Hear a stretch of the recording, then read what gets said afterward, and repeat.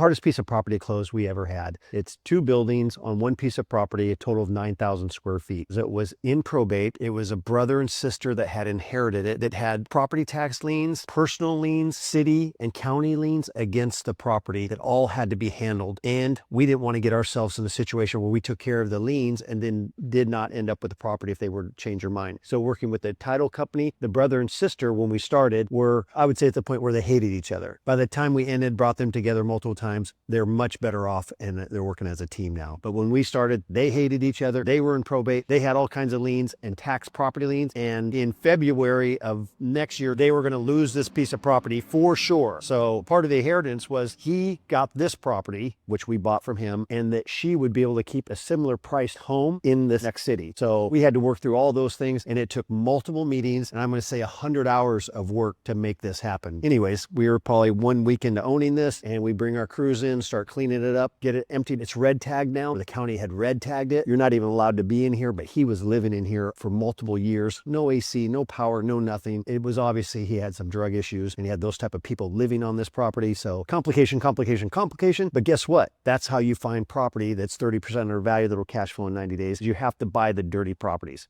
Dirty property, we own it, and we love it. Not only it's much easier, you're just dealing with one owner and you're going through the process and everything can get a little complicated. But this one, we have a brother and sister that were feuding before we even got into the picture. It was very, very complicated. But honestly, everyone in our team got together. Zach put in a bunch of hours. We just had a great team that made it work. And I think we actually brought those two together. So it was kind of a warm, fuzzy story at the end.